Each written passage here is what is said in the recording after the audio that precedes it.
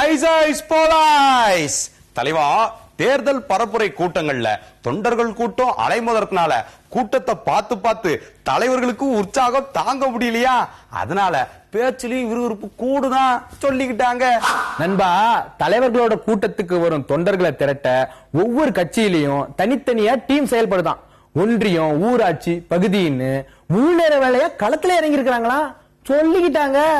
முன்னெல்லாம் சாப்பாடு, டீ, வடைன்னு கொடுத்து வண்டி பிடிச்சு விட்டா போதும், கூட்டம் சேர்த்துடலாம். ஆனா இப்ப என்னடானா, கூட்டம் ஆரம்பிக்கிறதுக்கு முன்னாடி 200 ரூபாய் கையில கொடுத்தாதான் கூட்டமே கூட்ட முடியுது அப்படின்னு சொல்லி போட்டு பொறுப்பாளர்கள்லாம் புலம்பி தள்ளுறாங்களாமா. பேச்சா கிடக்குது.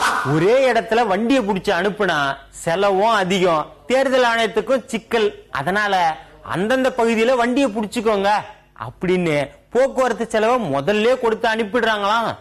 பேசிக்கிட்டாங்க.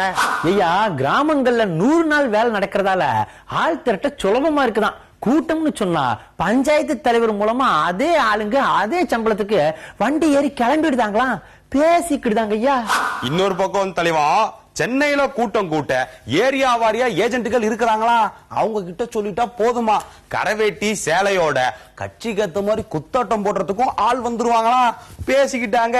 நண்பா, அவசரத்துக்கு ரெடிமேடா ஆள் தேவைன்னா கோடம்பாக்கம் பக்கம் வண்டியை திருப்பிடுவாங்களா.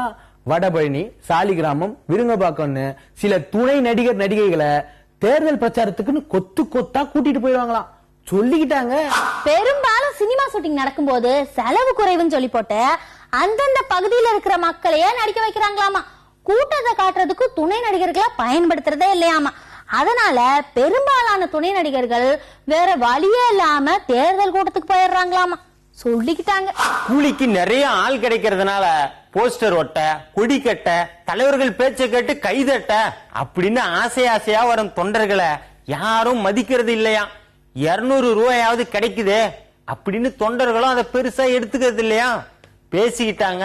ஐயா, காசு கொடுத்து கூட்டம் கூட்டுறது, சாப்பாட்டுக்கு ஆள் திரட்டுறதுன்னு எல்லாமே தேர்தல் ஆணையத்துக்கு தெரியுமா. அதனால எப்படியாவது புடிச்சிடணும்னு வீடியோ கேமரா கூட காத்து இருக்காங்களா. ஆனா எல்லாரும் தெரிஞ்சவங்களா இருக்காங்க, என்ன செய்யறதுன்னு தயக்கமா பேசிக்கிட்டுதாங்க. ஐயா.